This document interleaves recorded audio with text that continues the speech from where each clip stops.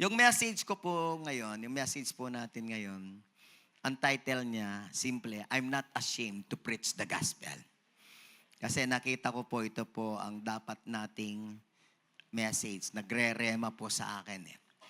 Okay. Mark 16:15, He said to them, go into all the world and preach the gospel to all creation. So ito po ay sinabi ng Panginoong Hesus sa kanyang mga disciples bago siya mag-ascend sa heaven. No? Lahat kayo, sabi niya, binili niya, magpe-preach kayo. 3 years, sinama niyang mag-preach yan.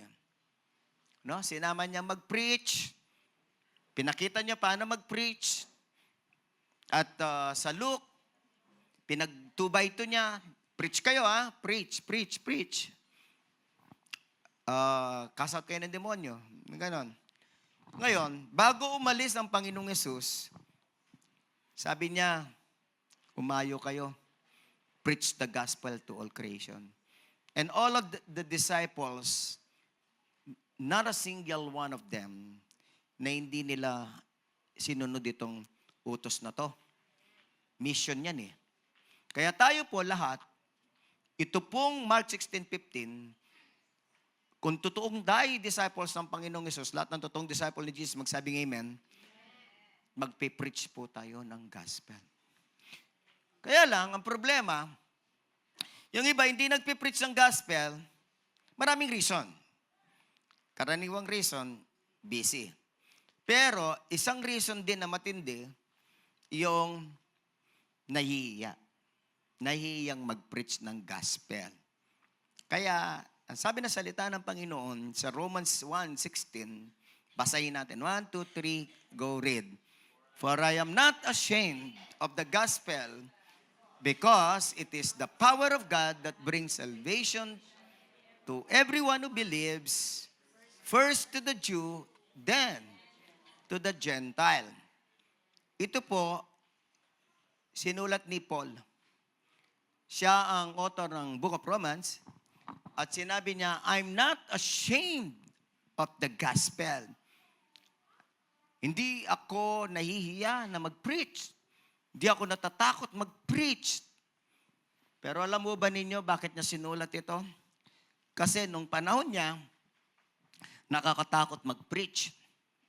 Ang mga nagpe-preach ng gospel, binabato, hinuhuli, binubugbog. In fact, kapag ka nalaman pa lang na ikaw ay Christian, kahit di ka pa nagpe-preach, yung mga properties mo, nagbigay ng edict, nagbigay ng utos ang Roman government na i-confiscate lahat ng properties ng mga Christians. So yung bahay kukunin, yung sasakyan, yung donkey or whatever na sasakyan niya, kukunin. Lahat ng properties. Ganun po yung buhay ng mga naunang Kristiyano, mabigat. Mahirap. No? Si Paul, alam niya na kapag ka siya ay magpipreach, nakakatakot. Pwede siyang bugbugin, hulihin, patayin. Pero sabi ng salita ng Panginoon, hindi siya naiya, hindi siya natakot kahit anong maganap sa kanya. Amen? In fact, lahat ng mga persecution na yun ay ginawa niya. Actually, nung pong siya hindi Christian, siya yung nagpe-persecute, di ba? Nagpe-persecute siya. So yung mga nambabato, tinutulungan niya mambato yun. Kumuha siya ng permiso sa high priest para i-persecute at huliin ng lahat ng mga Jews na nagiging Christian. Kaya yun ang ginagawa niya, naglilibot siya, inahanap niya yung mga Christians, pinapahuli niya, pinapakulong niya. No? Pero one day, Acts chapter 8, Acts chapter 9, siya po'y kinatagpo ni Jesus. At nung kinatagpo siya ng Panginoon, nagkaroon ng tinatawag na conversion, pagbabago ng kanyang puso. Nagkaroon ng conversion yung kanyang isip. Kaya yung kanyang pananampalatayang Judaism ay pinalitan na ng Panginoon ng pananampalataya kay Kristo. At kahit siya'y bugbugin, kahit siya'y hulihin, at ipapatay, hindi na siya natatakot. Ready niyang ibigay ang kanyang buhay kay Jesus. So mga kapatid ko po, sinulat niya to, I'm not ashamed of the gospel because it is the power of God that brings salvation to everyone who believes, first the Jew, then to the Gentile. So hindi na po niya kinahiya, kinatakot ang pagpipreach ng gospel. Sino pong gustong maging kagaya ni Paul? Magsabing amen. Sabihin natin lahat, I'm not ashamed to preach the gospel. So we should never be ashamed and we should not have any fear sa pagpipreach ng gospel. Natural, minsan nararamdaman natin, pero kailangan overcome natin, di ba? At po sabihan, may sabihin po ako, mabigat at masakit. Ready? I love you.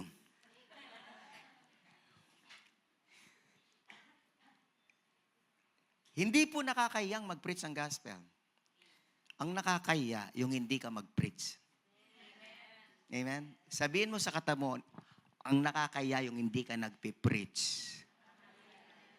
Nakakaya kay Jesus. Amen? Nakakaya kay Jesus. Huwag mong dapat ma-feel na nakakaya sa tao.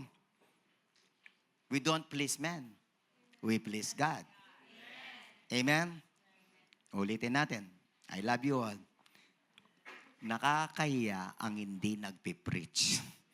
Sabihin mo sa katabi, nakakaya ang hindi nagpipreach. Kung totoo ka. Ngayon, kung di ka totoo, no effect ang sinasabi ko sa iyo.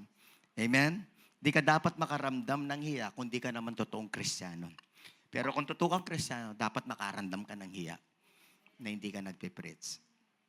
Amen po ba? Nung pong marinig ko, hindi ko naman original to. Patagal ko na revelation to nung hindi pa ako pastor. O nga, no? Nakakaya pala ako, hindi ako nagpipreach. Nakakaya pala ako, hindi ako sa soul winning. Kaya nag-soul winning ako. Diba? Sana pareho tayo. Amen? Sabihin mo sa katabi mo, pareho ba tayo ni pastor? Ay, nung ma-realize ko, hindi na ako nahihiya. Amen? Kasi sabi ko, makarine pala yung mag-preach. Ba't kaya marine ako? Yung makarine pala yung mag-preach. Kasi tutukong Christian. Amen? Eh, yung ating mga predecessors nga, yung ating mga fathers in faith na tinatawag yan, sina Paul, sina Peter, eh, kinamatay nga nila yung pagpipreach eh. Diba? Napugutan nga sila ng ulo at pinako sa krus at pinagpapana, pinagtatabas dahil sa pagpipreach ng gospel. Amen? Ngayon, kung ikaw ay tabasin ng mga masakit na pananalita, sabihin mo sa katabi mo, salita lang yun. Amen? At di dapat ikaya, silang nakakaya kung ipe-persecute kanila. Sino pong hindi kinakaya na siya'y may Jesus at siya'y born again? Magsabing amen? Oh, kung hindi mo kinaya, sabihin mo na rin. Hindi, pastor. Pagka tinanong nila ako, born again ka ba? Hindi ko naman kinaya na, born again ako. Kaya lang, hindi ko naman sinasabi. Nako, yung hindi pagsasalita, pagmamakahiya din yan. Amen? Kawalan yan ng katapangan. Okay, may sabihin po ako sa inyo, dalawang bagay. Una, bakit hindi ka dapat nahihiyang mag-preach? Why we should not be ashamed to preach? Why? Itong sasabihin ko po sa inyo, may effect lang ito kung totoo ito sa buhay ninyo. Kung may revelation ito sa buhay ninyo, hindi ka na mahihiya. Pero kung walang revelation ng mga sasabihin ko sa inyo, mahihiya pa rin kayo. Number 1. Ano sabi ng salita ng Panginoon? Bakit hindi ka mahiya? na mag-preach kasi ang pagpipreach ng gospel, nagbibigay ng pananampalataya para maligtas ang tao. Amen? Nakasulat sa Romans 1:16 eh. Ano sabi na salita ng Panginoon? For I'm not ashamed of the gospel because it is the power of God that brings what? Salvation to everyone who believes. First to the Jew, then to the Gentile. And how can a person believe if he does not hear? If he does not hear the gospel. Sino po dito ang naniniwala kay Jesus, nanalig kay Jesus at naligtas nang hindi na narinig ang gospel? Meron bang ganon? Wala naman. Para manalig tayo lahat. Kaya tayo nanalig kay Kristo dahil narinig natin ang gospel. Amen? O ngayon, para maligtas, masave sa hell, yung mga tao, lalong-lalo na yung mga pamilya natin, kailangan tayong mag-preach ng gospel sa kanila. Amen po ba? Pastor, nagpe-pray naman ako eh. Pinagpe-pray ko yung salvation ng aking pamilya, ng aking kaibigan, ng aking office mates, ng aking kapitbahay. Your prayer is good, but your prayer is not enough. Kailangan, pagka nag-pray ka ng salvation, gagawin mo rin yung pagpipreach ng salvation. Amen po ba? Lalong-lalo na kung sila'y kasama mo lang. Nakakausap at nakakahalubilo mo lang. Ikaw na yung magpipreach ng gospel. Panginoon, pinagpipray kong maligtas ang nanay ko, please. Magpadala po kayo ng misyonerong galing sa Africa para siya'y maligtas. Grabe naman. Di ba? Dapat ang prayer mo, Panginoon, pinag-pray ko po ang nanay ko maligtas. Gamitin niyo po ako para mag-preach sa kanya. Amen? Amen? Sample. Pikit ang mata. Taas ang kamay. Sabihin niyo, Panginoon, iligtas niyo po ang tatay at nanay ko sa aking pagpipreach ng gospel sa kanila. Ba't walang prayer? Amen? Yung iba hindi masundan. Bahala kayo. So mga kapatid, gusto ko po sabihin, kayo nang inatasan ng Panginoon na magpipreach ng gospel sa kanila. Ha? Nagpipray ka pa ng missionary galing ng Africa? Iran? Nagpipray ka pa ba ng Hindi, ikaw na. Ipag-pray mo na yung sarili mo. Amen? Ikaw na. Alam niyo, mas sabihin ako sa inyo yun. Yung iba, Pastor,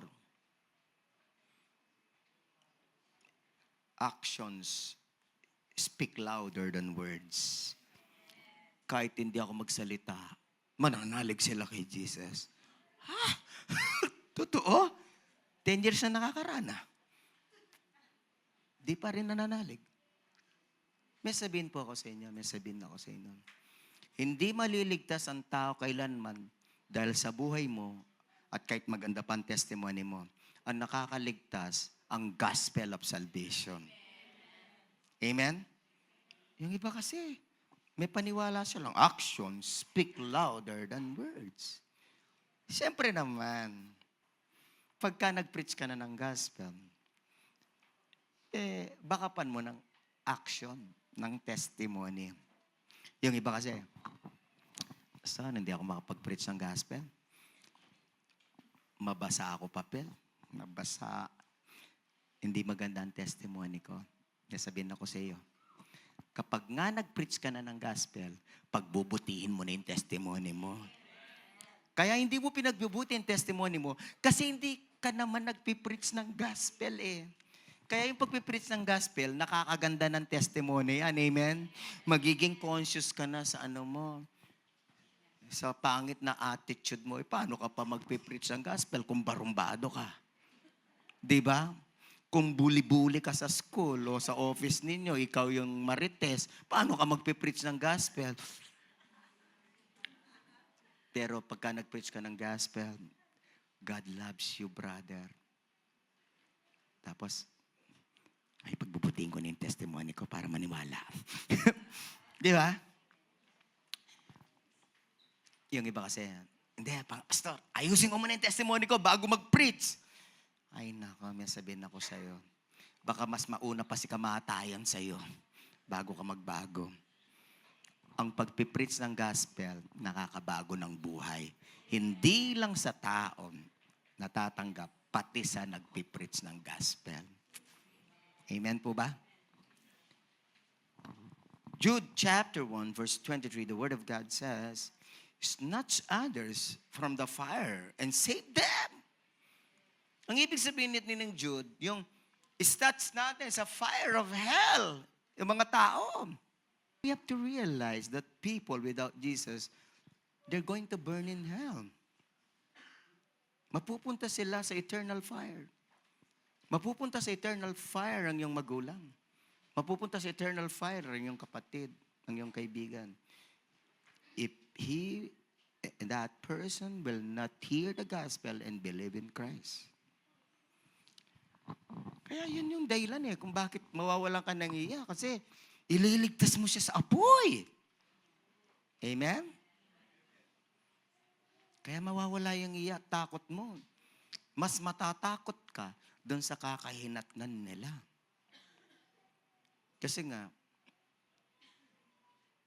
ang panlaban sa apoy ay apoy din. Sabi, di ba?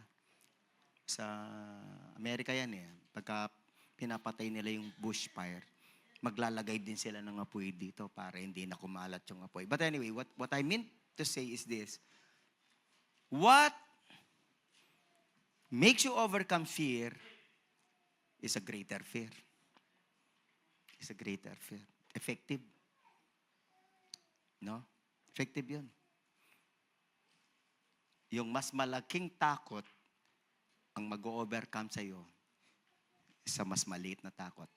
Kaya kung takot ka na mag-share ng gospel, ma-overcome mo yun kung mas takot kang mapunta sila sa impyerno. Amen? And that's exactly the revelation of God to me years back. Mas takot akong mapunta sa impyerno yung mga tao. That's why I share the gospel without fear. Again, magsishare ka lang ng salvation sa iba kung alam mong save ka. Lahat ng save dito, magsabing amen. Sabihin mo sa akin, yan naman pala Save ka naman pala Diba? Second thing is this, anong benefit pagka nag-share ka ng gospel at mawawala yung Kasi when you think about the benefits that you have, kailangan ng tao Anong dapat mong ikaya? For example, yung mga salesman, palagay nyo ba magiging effective salesman ka kung di ka naniniwala sa produkto mong kailangan ng tao? Kailanman di ka magiging mabuting salesman ng produkto mo kung di ka naniniwala na kailangan ng tao yung produkto mo. Amen? Pero kung naniniwala ka na yung produkto mo makakatulong sa tao, kailangan ng tao, wala kang hiya na sinisale mo yan. Kinakatak mo siya. Pinagsasabi mo siya. Yung produkto natin si Jesus Kailangan ng tao Matanong lang kita, kailangan ba ng tao si Jesus? Amen? Sure ka? Magiging sure ka lang kung ikaw mismo, alam mo na kailangan mo si Jesus. Kasi kung hindi ka sure na kailangan mo si Jesus, why will you share it to others? Amen? Kaya itong sinasabi kong message na to, dun lang sa nakaranas. Dun lang sa meron na Jesus. Second thing, the greatest relationship with God as a child of God. So when you preach the gospel, yung tao, Iko-connect mo siya kay God eh. Magiging anak siya ng Diyos, di ba? Mababago mo yung kanyang status. Magkakaroon siya ng ama sa langit. That's what the Word of God says, John 1:12. Those who believe in John 1:12 say amen. For as many as yet to all who receive Him, to those who believe in His name, He gave the right to become children of God. So kung tatanggap siya, mananalig siya sa pangalan ni Jesus, magiging anak siya ng Diyos. Lahat ng anak ng Diyos dito, magsabing amen.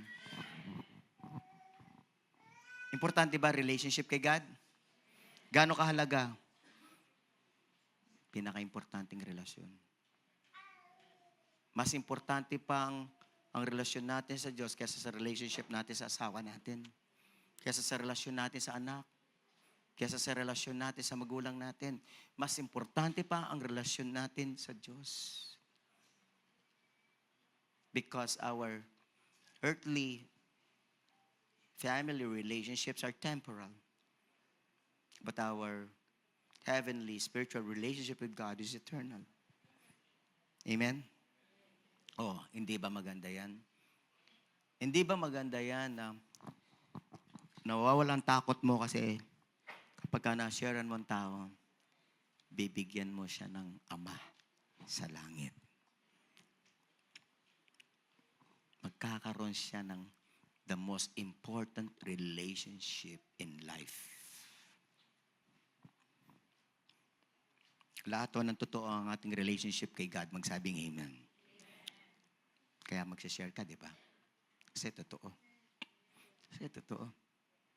Totoo tayong may relationship kay God. Ma-overcome natin ang anumang fear, apprehensions, and any excuse or reason. Pangatlo, a truly meaningful new life. Sino po nagbigay ng kahulugan ng buhay natin? Yung iba, alanganin pa. Yung sa Jesus, yung iba. Ano kaya? Nagbigay ng meaning ng buhay ko. Pwede mo bang maging clear lang po ito sa atin? If Jesus is not the one who gave you meaning in life, then Jesus really is not real to you. He is not real to you. I'm sorry to say that. No offense. I love you all. But if you have a relationship with Jesus, alam mo, si Jesus ang nagbigay ng meaning ng buhay mo. Siyang nagbigay ng bagong buhay sa iyo. Amen? O kaya nga yung iba, nagsuicide. Walang meaning ang buhay. Ang problema ngayon ng mga tao, and even Christians, because of many overwhelming misinformation and disinformation in the social media, many are confused with the purpose in life. But the purpose in life and meaning in life can only be found in Christ. Amen po ba? Sabihin mo sa kanila, amen ba kapatid? Yeah. Siya lang talaga ang meaning ng buhay natin. Life is meaningless without God. Life is meaningless without Jesus. No? If for some reason, merong kang meaning sa buhay without God and without Jesus, then I would like to say this boldly. Mali ka. Mali ang meaning ng buhay mo. Kung hindi ang meaning ng buhay mo si Jesus. Sabi ni Jesus sa John chapter 10 verse 10, I have come to give you life. I have come that they may have life and have it to the full. Hindi na kailangan dumating si Jesus kung meron ng meaning sa buhay ang mga tao. Hindi na. Sabihin natin lahat, my meaning in life is Jesus. O kaya hindi ka matatakot na mag-share ng gospel. Why? Because the one that you're going to share with them is Jesus who gives meaning in life. True meaning in life. New life. Amen? And then, letter D, eternal life. What is eternal life? Eternal life is life in the presence of God. Eternal life is about life with God, with Jesus for eternity. And it's going to be a perfect life. It's going to be a life, no sin, no struggle, no ugliness. Wala nang problema. Life in heaven. Eternal life. Kaya yung mga hindi natatakot mag-preach, kahanga-hanga sila. Amen. Yung mga hindi nag-preach, pag-pray na lang natin. Amen po ba, mga kapatid? Sino na po ditong hindi naiya? Sabihin natin lahat, I'm not ashamed to preach the gospel. And I can mention other more because anong benefit pagka kinunik mo ang tao kay Jesus, pinreach mo ang tao kay Jesus, naniwala siya, magkakaroon siya ng true joy. Amen? Kung hindi si Jesus ang greatest joy natin, hindi si Jesus ang joy natin, madedepress tayo. The only antidote to depression is having Jesus as our joy. Kung hindi ka pa nagkaroon ng revelation niyan at karanasan niyan at nagdesisyon na si Jesus ang gawin mong joy, madedepress ka. At ma-anxiety ka. Jesus is our peace. Amen? He's our peace. He's the Prince of Peace. Si Jesus talaga nagbibigay ng kapayapaan. Si Jesus talaga. Kapag ka naranasan niyo si Jesus nagbibigay ng kapayapaan, mawawala kayo ng anxiety. I never had an anxiety because of Jesus. Kaya ako kahit anong bigat ng problema ko, tulog lang ako sa presensya ni Jesus. Matthew 11:20-29, come to me, all you are weary and heavily laden, and I will give you rest. So, kailangan meron po kayong revelation yan. Amen? Sa panahon ito na napakatindi ng mental health, ng anxiety, depression, kailangan ng tao all the more ngayon si Jesus. Kaya sabihin mo sa katabi mo, walang dapat ikahiya. Kailangan ng tao si Jesus. Magbibigay ng joy, magbibigay ng peace, magbibigay ng strength, magbibigay ng meaning, purpose sa buhay. Amen po ba? Lahat ng nakaranas, magsabing amen. Sabihin natin lahat, amen. Sabihin natin, thank you, Jesus. Palakpakan po natin si Jesus. And then you will just be fully convinced but what I say if you have an experience of these things that I share with you. I am just fully convinced, wala po akong fear and shame sa pag-share because I have experienced Jesus in my life. I have experienced His joy, His peace, His meaning, salvation, strength, everything. Amen po ba? Kapag tinignan niyo yung tao, kahit mayaman to, kailangan niya si Jesus. Kahit lawyer to, politiko to, doktor to, teacher to, police to, kailangan niya si Jesus. No? Kaya kahit ano pang status ng tao, kailangan niya si Jesus. And sasabihin mo lang, let me have the privilege to be the one to share Jesus to him. Alam niyo po ako ganun ako. I don't think that this is bad attitude, but I have this attitude, Lord, let me have the privilege. Amen? Let me have the honor and the privilege na akong gamitin mo sa tao na to para makilala niya si Jesus. But of course, in saying this, lahat ng tao kailangan natin ng sharan. Amen? Hindi lang yung mga mukhang nakakatakot, pati naman yung pati mababait. No? Hindi lang yung mga mayaman, pati yung hindi mayayaman. Hindi lang yung mga edukado, pati hindi edukado. All, sabi ng Bible. Now, let me share with you quickly how to overcome and solve. Paano mo i-overcome at i-solve? Yung sinabi ko sa inyong una ay sana sapat na yon para magdesisyon ka ng hindi ka na dapat natatakot at hindi ka na dapat nahiya. Pero ngayon, ano pa ang mga iba't ibang bagay na dapat mong gawin? Kasi alam niyo mga kapatid,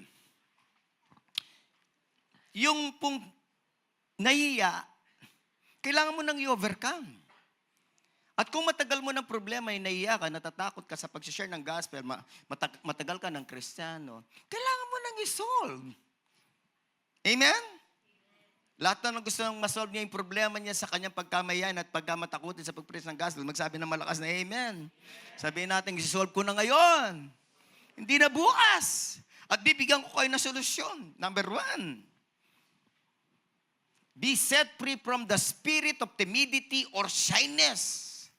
And this is really one of the spiritual truths na kailangan niyong maintindihan. Spirit po yan na pumipigil sa inyo. 2 Timothy chapter 1 verse 7, the word of God says, for God did not give us a spirit of what?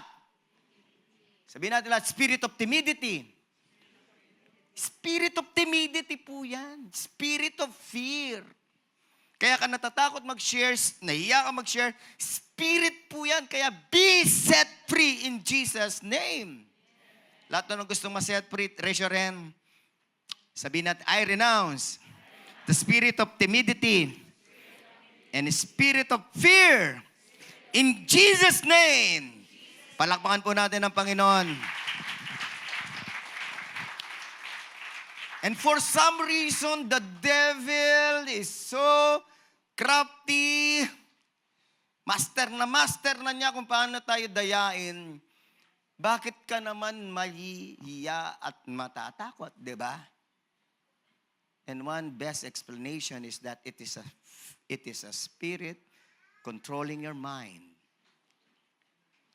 It's a spirit controlling your mind. No? Bakit naman sa ibang bagay di ka nahiya? Bakit pagdating kay Kristo, nahiya ka? Spirit of fear. Si Jesus naman ang ikwenta natin. Amen? And the best topic and always hot topic in town is Jesus Christ. Amen? Siya ang topic. Siya ang pinakamatalinong tao, Jesus. Si Jesus ang pinakamagandang topic. Amen?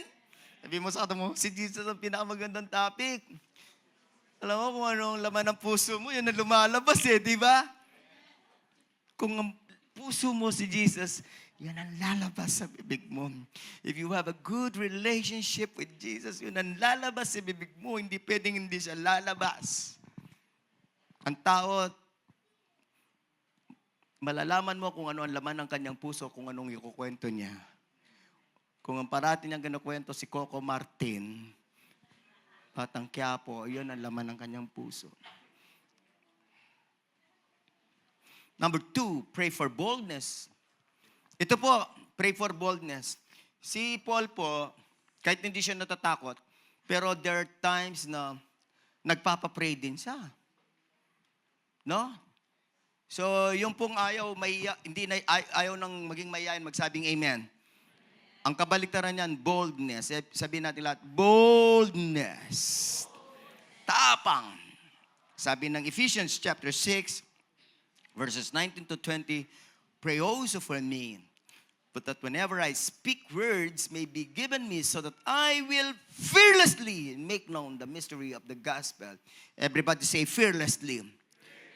Verse 20, for which I am an ambassador in chains, pray that I may declare it fearlessly. Everybody say fearlessly.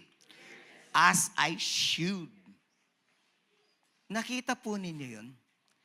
Fearlessly as I should. Fearlessly as you should. You should be fearless. Sabihin mo sa ato mo, you should be fearless, kapatid. Sino po dito ang gusto maging fearless? Magsabing amen. You know, this word is so powerful. Lahat po ng gusto maging fearless sa buhay, magsabing amen. Kailangan ng dapat fear lang natin, fear of God, amen? Pero dapat lahat tayo fearless. Fearless tayo na gawin ang kalooban ng Diyos. Mag-act sa ating faith. Fearless tayo na mag-preach ng gospel. Sabihin natin lahat, I am fearless as I should. Sabi doon, should eh. It's not even an option to be fearless in preaching the gospel.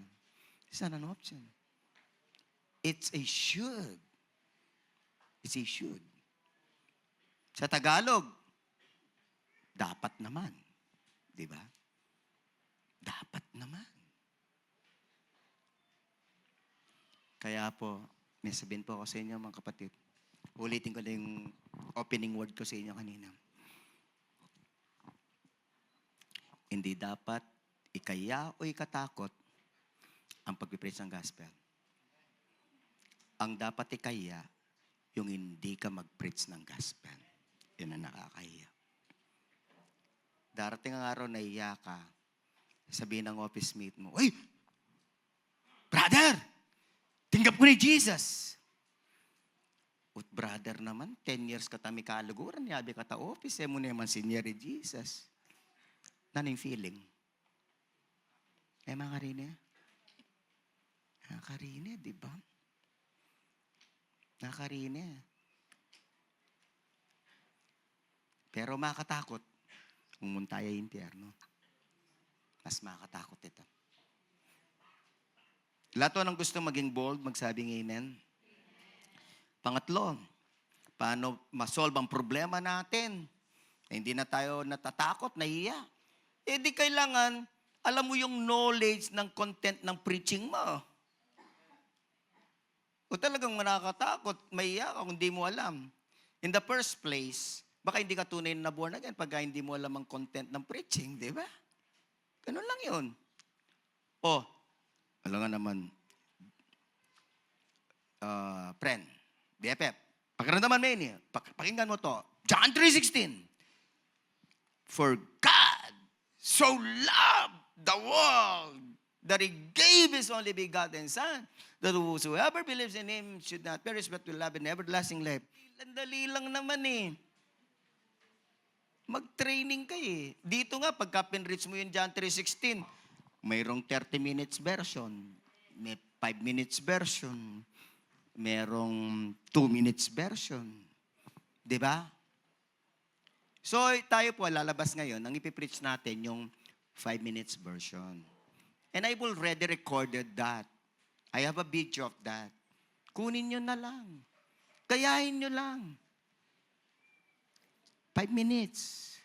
Yung 2 minutes, vlog yun. Alam nyo, eto pa yung maganda eh. Preach the gospel to all. Go into all the world. And preach the gospel to all creations. Alam nyo, dito na nangyayari ngayon ang teaching ni Jesus that every one of us can preach, that we can go into all the world. Paano? Social media. No? Yung ating FB ngayon. You can go into all the world. Kaya naniniwala ko, malapit na second coming. Amen? Because the word now is being preached to all the world. Kaya, siyempre, hindi naman magandang mag-preach ka ng 30 minutes, hindi ka pakikinggan. Ang uso kasi ngayon na pinapakinggan, 2 minutes lang. Kaya yung John 3:16 natin, meron din siyang 2-minute video. Kaya ngayon, ito. Kapatid, magre-record ka, magbi-video ka. Sige, sabihin mo sa mo, magre-record ka, magbi-video ka. Pastor, nahihiya ako. Marine ka kay sarili mo? Matanong ko, pagka nag-video ka, sinong makikita mo? Sarili mo. Di nahiya ka sa sarili mo.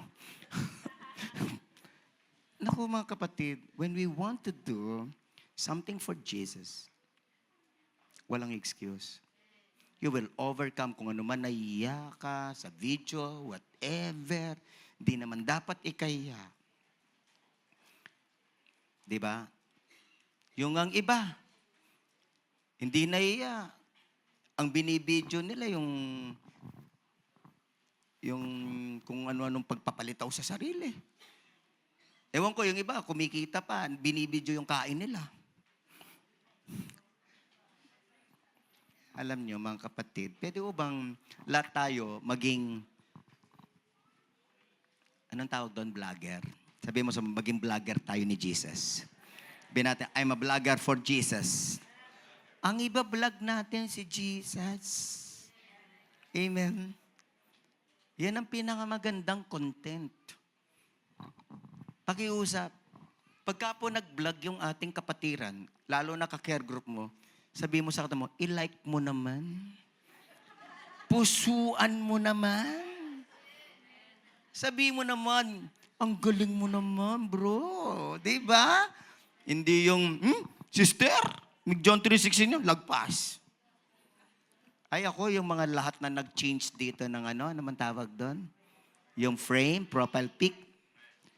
Ay, nilalagyan ko ng go in the power of the Holy Spirit. Nagko-comment talaga ako, amen?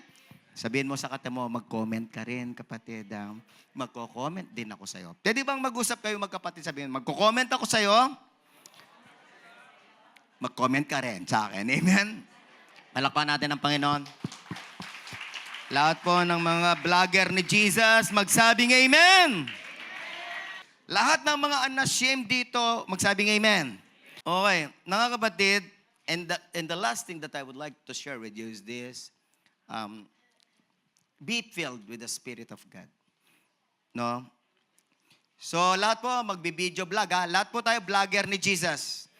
Lahat po nag-vlogger ni Jesus, magsabing amen. Kahit hindi pa po kayo nag-vlog sa buong buhay nyo, ito na ang inyo pong gagawin na pagbablog. Magbablog na kayo kay Jesus. Amen? So itong month na to, magbablog tayo ng ating personal testimony kung paano natin nakilala si Jesus, 2 minutes, and another 2 minutes, i-vlog natin yung John 3:16. At ipopost natin weekly yung dalawa na yon. Amen? Lahat to ng vlogger ni Jesus dito, matapang na magsabing amen. And then the last thing is that be filled with the Spirit of God. We totally depend on the Holy Spirit. Hindi tayo nagtatapang-tapangan lang. Tayo'y pinapatapang ng banal na Espiritu. Ang sabi na salita ng Panginoon sa Acts chapter 4, verse 31, and when they had prayed, the place in which they were gathered together was shaken, and they were all filled with the Holy Spirit and continued to speak the word of God with boldness. So, meron pong tinatawag na anointed boldness. Everybody say anointed boldness. Yung boldness na hindi nanggagaling sa tao. Kasi meron po talagang tao na matapang eh. Pero dapat, siguraduhin natin, yung tapang natin, galing sa Holy Spirit. Galing sa pagpupuspos ng banal na Espiritu ang ating tapang. Kaya makakatulong sa'yo, mag-pray ka. Lord, fill me with your Holy Spirit. Then you pray in tongues. And as I close, I would like you to do this after sharing the gospel. Let me do this quickly. 1 minute lang to. Conclusion. After sharing the gospel, tumanggap siya, kunin ang pangalan, and then send the 30 powerful verses. Meron na po tayong 30 powerful verses na may konting explanation ko. I-send nyo every day para makonect sila kay God. Tapos, i-warfare prayer nyo po sila, not 30 days, but 90 days kasi kailangan natin silang i-warfare prayer mula sa pagtatanim hanggang sila'y ma-harvest sa baptism. Amen? Pag-pray nyo sila 2 to 5 minutes. And then offer and teach NLIC. Kasi kung totoo silang na born again, huwag kayong maiya. Kapag katotoong na born again yan, gusto nilang mag-aral ng Biblia. Kaya kailangan yung i-offer yung NLIC. Sabihin mo, tinanggap mo si Jesus. Kailangan ka mag-grow. Magkita tayo next week. Turo ko yung NLIC sa'yo. 20 minutes lang yon. Come on. And then number 4, kapag kang isang tao totoo na born again, gusto niyang makipag-worship sa'yo. Kaya, invite mo siya, Brad, sa Sunday. Invite kita sa church namin. Amen? Pakitanong ka, nakakayabang invite sa church natin yung tao? Sabihin mo sa mo, nakakaya. Wala pong dapat ikaya. Pinaganda na po ng Lord natin ang lugar na to. Amen? Pangalawa, pogi naman ako, di ba? Presence of God inside. Wala naman dapat ikaya. Kasi ang tao, kapag siya ay totoong na born again, maghahanap siya ng Word of God, maghahanap siya ng church. Pagka totoo. Pagka hindi totoo, wala sa kanya yon. Tayo pong lahat. Hallelujah!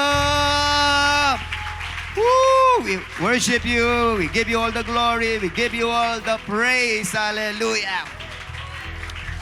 O ngayon, sisiguraduhin ko na, wala na muna yung spirit of fear. Taas ang kamay, rebuke natin yung spirit of fear. At kung ito, nararamdaman nyo every now and then, kayo na mag-rebuke sa susunod. Amen? In Jesus' name, I rebuke you, spirit of fear.